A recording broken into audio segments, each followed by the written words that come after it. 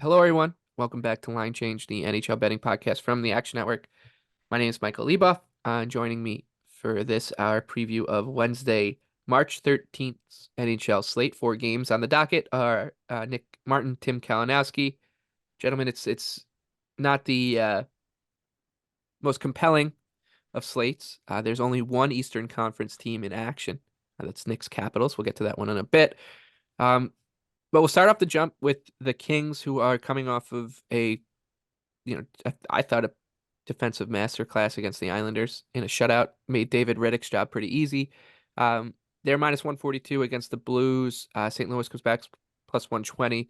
This total 6.5. I'm stretching to find a bet in this game, but Nick, you said you have a pretty good feel for one you like. Yeah, I have quite a bit of conviction towards the under 6.5 at the current price of minus 125. I think it'll come down, but that's DraftKings number at the time of recording. I think FanDuel is at minus 130.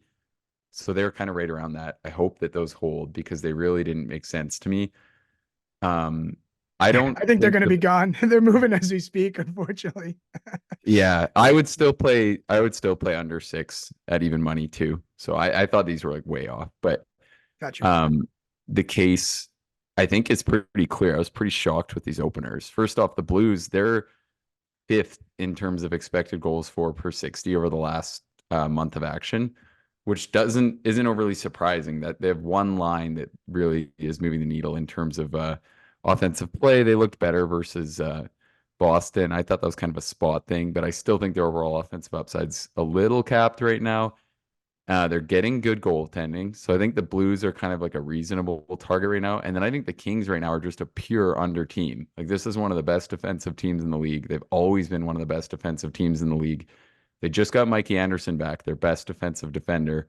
So I think that the Kings are just going to continue to trend into playing like a lot of these tight, gritty kind of games. And I think this one should lend itself to that. And the other note, like I don't love the Kings goaltending situation moving forward, but I think you just kind of have to live with it. And Cam Talbot and British really have both been playing quite well. So it's kind of just like a bit of a thing where I don't think they're that good, but they keep kind of proving me wrong. So I just feel like this one has the makings of being a pretty tightly contested battle. And then the Kings on the offensive side of things, it's kind of been the opposite of the goalies where I continue to think they have a little more upside than they've shown, but they really just can't generate much. Even this little upswing, it's been mainly just revolving around picking up their defensive play. So I was really surprised where like every regulated odds maker opened the total on this one. And hopefully there's still some decent sixes out there tomorrow even because I thought these were like way off. Fair enough. I part of your handicap was, kind of fading the Blues offensive play or thinking that it's going to be kind of like Kings dictating defensively. But so I'm on the Kings here at minus 140. Take it up to minus 145, 150, I guess. Really too, if you look at it, it's the classic St. Louis first game home from a road swing. I just think that the Kings, they're going in a different direction than the Blues right now. I think that just all around, it just looks a little short for me. Feels like it's a opportunity to bet a good team at a little bit of a cheaper price. Really was encouraged by their effort against the Islanders. So I think as long as I can get the goaltending, which I know Nick, you said has been better than as of late than some people think, then I feel that they're just better, marginally better than St. Louis in pretty much every area of the game. Yep. Yeah, I think that the Kings look a tad short. Um, the the defensive work last night against the Islanders was really good, and it just reminds me so much of what we saw out of Los Angeles in the early going.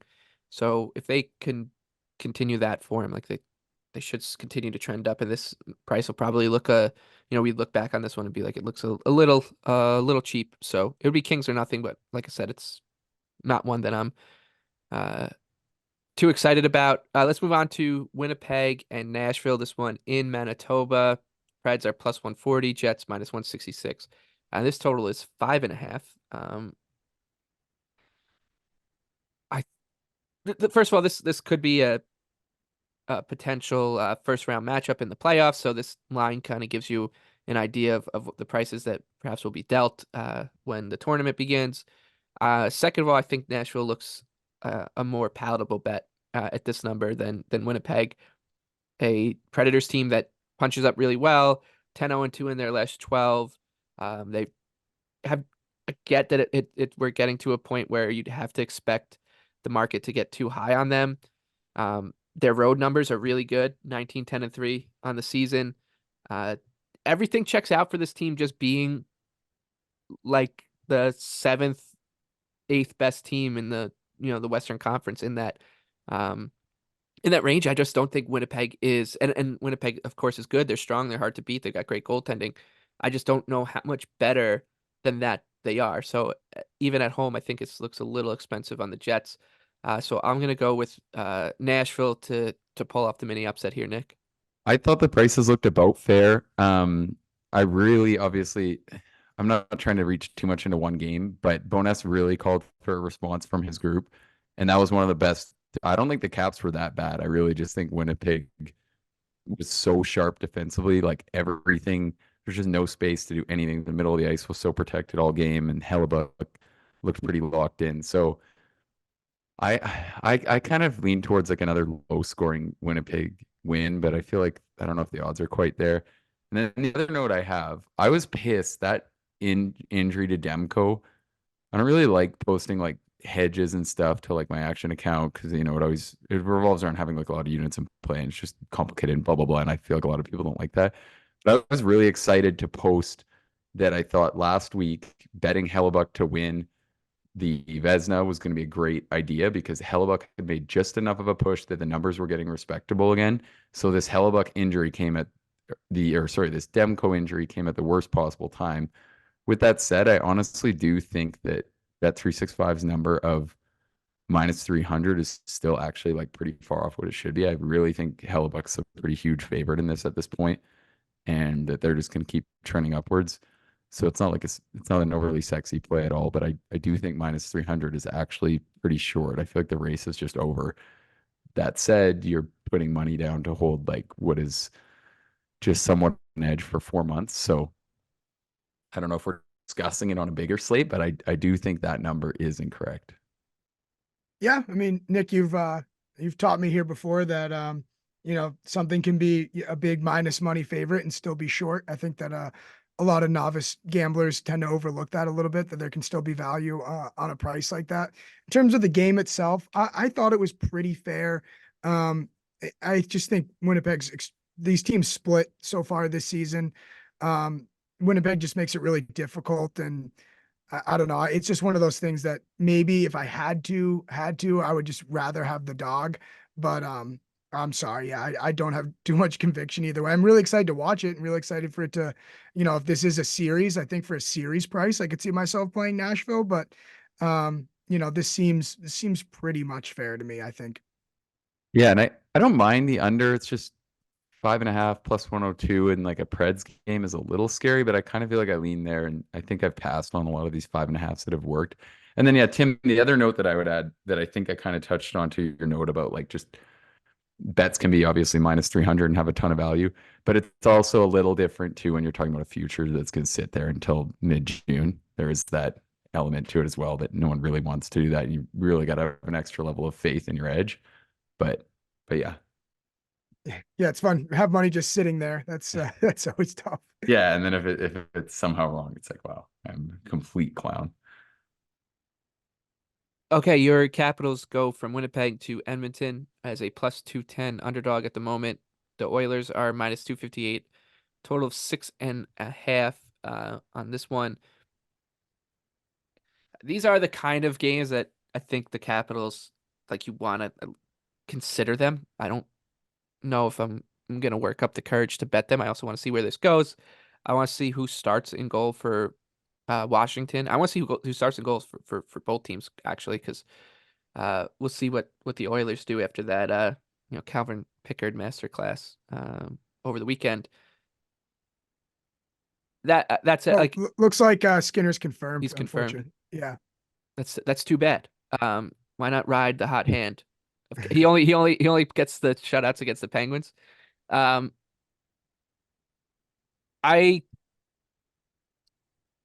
I think I would just need a little push to get to Washington here because I like I said, I think that this is a team that is built to win these kind of games as big underdogs against teams that um they want to like knife through you in the neutral zone and use their speed and their pace and all that. Washington can kind of absorb that pretty well, and they're also extremely well coached. I think, we've talked about Spencer Carberry on the show quite a bit. I don't know if there's that much attention being paid to him outside of, Capitals fans, etc.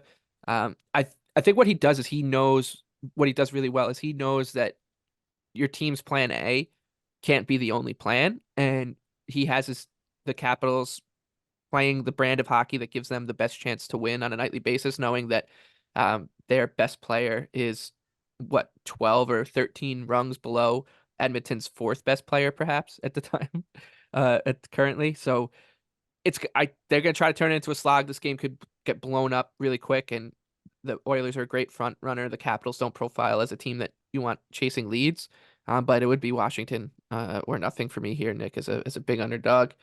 And I know it was ugly, or what you'd say was a tip of the cap to the Jets the other night. It looked ugly for the Caps. Yeah, I'm with you. I think that my angles are kind of maybe it's hard to estimate first period lines. I find they don't correlate that much with they don't always correlate with like even if you're on the same book. Like if the Caps are plus 210 on DraftKings at the time of recording, there isn't like a guaranteed first period line, which is annoying because then I can't memorize what it would be to give out to followers. But that's kind of a look that I think I could see here is maybe the Caps coming out sharp and kind of surprising the Oilers after like a really lockdown game. I didn't think they were overly bad. They just made their mistakes and then couldn't get anything at the other end. But I think that could be a look, or the Oilers to win from behind. That's out there now at plus 220, which I think is a very reasonable like way that I think this game could go. The Caps get the first goal, and then the Oilers settle in and start getting theirs. But I'm with you. And then the other one, I'll probably end up playing like a Caps long shot score, probably from the Miro, Strome, Milano line because I thought that they've been really good. Mershchenko has been excellent, which as like a huge Caps fan is very exciting. Just given that like have one really fun prospect to watch that looks good, and his numbers have been super long to score. That was the only line that did good versus Winnipeg. They still had really solid underlying results. They've been playing really good. Sonny Milano's been putting up a lot of points, so I think that could be a decent line to target, and they'll probably get some better matchups here too. I feel like it's one of those things. Even opposing coaches are never like, all right, let's try and get like good line matches on the Miro Strome Sonny Milano matchup. So, anyways, I'll probably sprinkle on one of those guys to score a goal. And I'm kind of with you. Maybe the Caps will make it a little more competitive than this number. I'm not sure. And I do agree. I think, Mike, if you want to see like the Caps goalie and maybe like whatever else tomorrow morning, this looks like a price that'll hold to me. I'm not sure. It doesn't look like anything that's at all like stand out bad one way or another. Yeah, I'll tell you right now. I think if there's a spot to, Leboff, you kind of got my juices flowing a little bit on just being like I would need a little push on Washington, and I kind of felt the same way. I mean, Edmonton just played 4-6 on the road.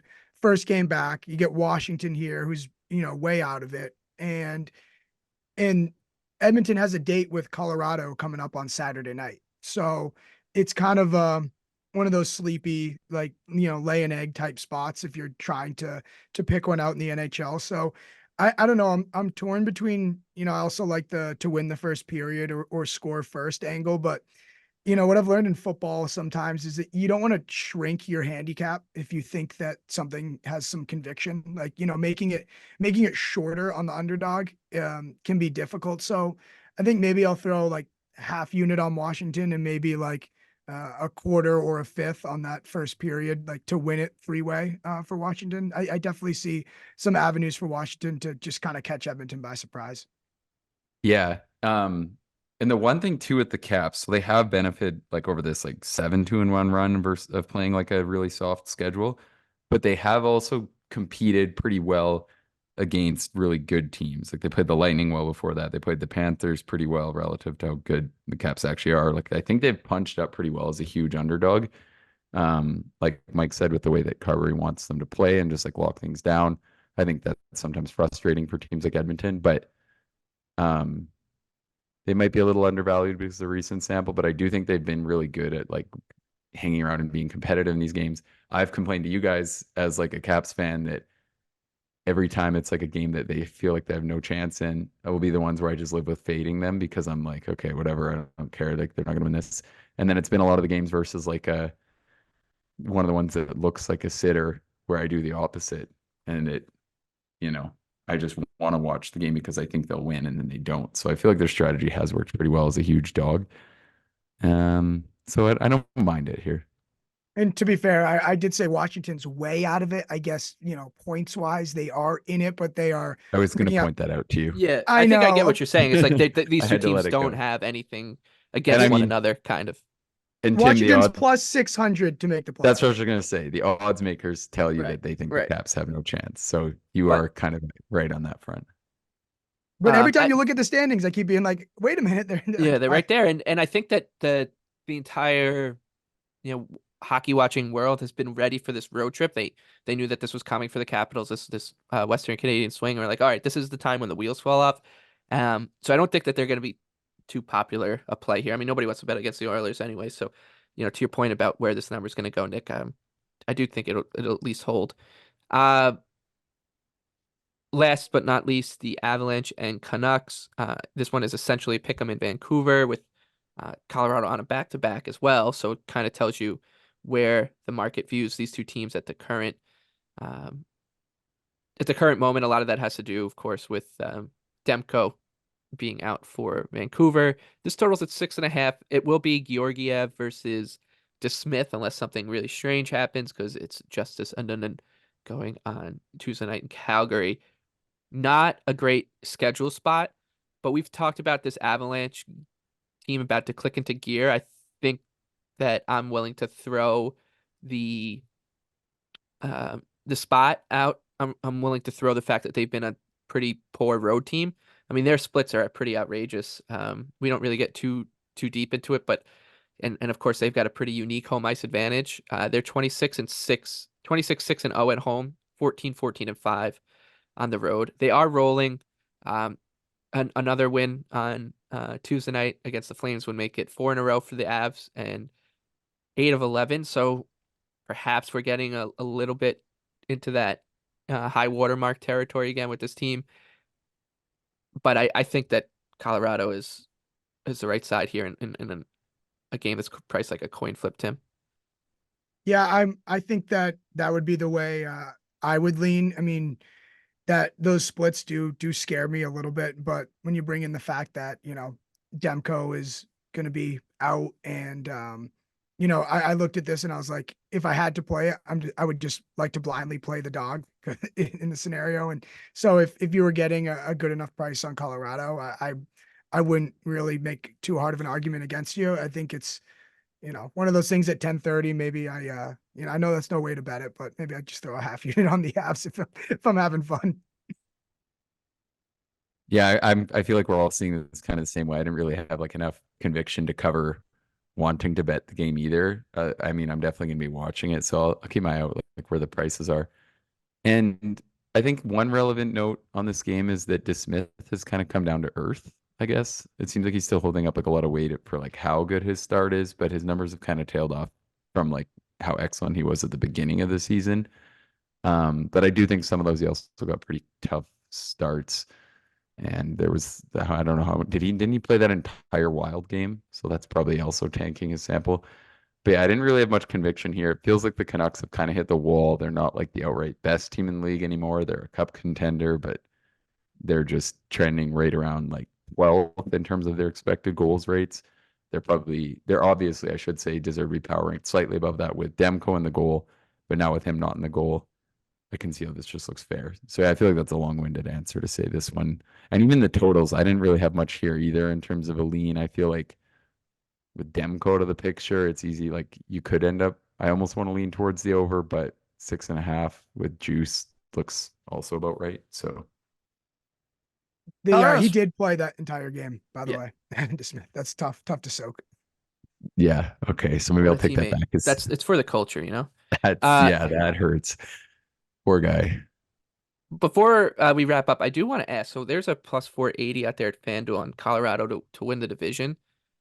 Um, if you size up the race, just it's tough to do because they are playing on Tuesday night. So I'm sorry that this is could be outdated already. Um, I do think that looks a little long considering they're just 4 points back at Dallas. They'll have the tiebreakers are basically a coin flip between them and the Stars. I know that the Jets have games in hand on both of them and are 2 points ahead of the Avs. So it's 89, 87, 85 before Tuesday night. Um, so I don't know. Colorado looks interesting there if you're still trying to bet divisional futures this late into the game.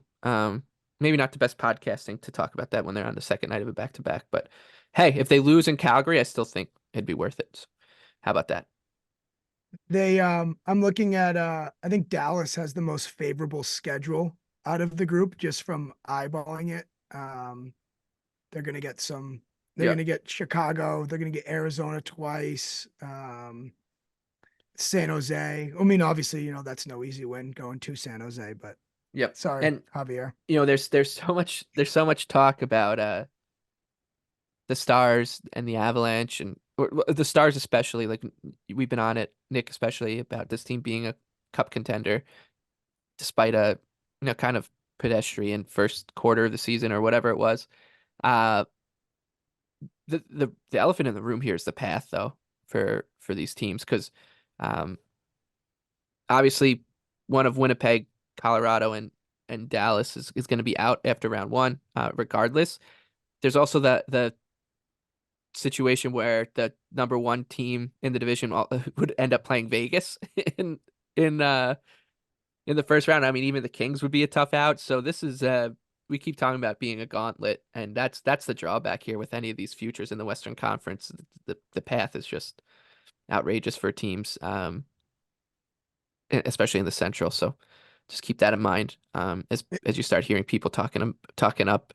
Oh, the Stars, man, they look like that they're my pick. They're my dark horse pick. Like, yeah, we know, but talk about their path a little It's bit. they're all gone, unfortunately. I think Yeah, is the reality of it. Like the times have passed. I think we handicapped this really well. I said like literally right when I wrote a cup outright piece on the Stars, my exact quote, and it was like it's only going to be a matter of weeks until that we're clumping the Stars with the Avs and the Jets at the top of the division, and it's actually been even more than that because now they're the favorite out of the group. But I think the point is just like we keep saying, there's like nine or depending on how you look at it, like 11 very legitimate cup teams this year. And I think that the handicap is that it's going to be really hard for anyone outside of that. So sorry for your Isles, Mike, but yeah, we'll see. I know we will. But I think that there Let's hope is they kind get of like in first. that pack. All Yeah, I want to know is like if I could know one thing, and it might be too obvious, is just tell me who stays healthy. Because like Yeah, I know. this is gonna be so you just have to avoid, those injuries. And like I could say, oh yeah, I would just lean towards the deeper team, but like if it's one of your star players that gets injured, like Yeah. it's so it's really a true. mess. It's And that someone's bringing that up with the Ekblad injury to me last night or 2 nights ago, and I was like, honestly, if it's truly just a 2 week thing, it's almost a blessing in disguise that because now they have the option to kind of just ease them back in over these next 4 weeks. I know they're playing for the division and all that, but it's much better that he has a 2 week injury, and it's obvious to say on March 10th and April 10th. So, uh, yeah, it's true. It's scary, man. It keeps me up at night thinking about that stuff. That first round, we were just gonna get no sleep watching these Western Conference games. It's gonna be The so best. good. the first round is going to be amazing. I Yep. can't wait. I'm already very excited to dial it up. Isles in three. Did I ever tell you guys a story? I will end on this note about when I got into it with Brian Boucher outside Nassau Coliseum. No. Um, the Islanders No, were on their way to sweeping the Penguins in 2019, and they had just won their first two games at home. And I was walking out of the Coliseum after they won game two, and I see Boucher, and I just went up to him. I go, Isles in three, Boucher. And then he said, "You got to win 4 games to win in the playoffs, you." And then he said a bad word to me.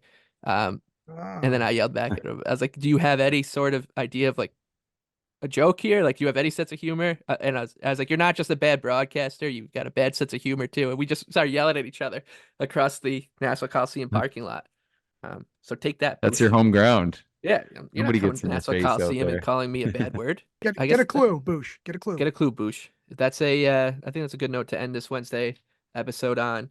Um, we'll be back Thursday. What do we got? 12 games on the docket. I think some pretty big ones to talk about in terms of playoff races. Until then, best of luck with your bets Wednesday. Thank you to Noah for producing on the back end, and we will see you 24 hours.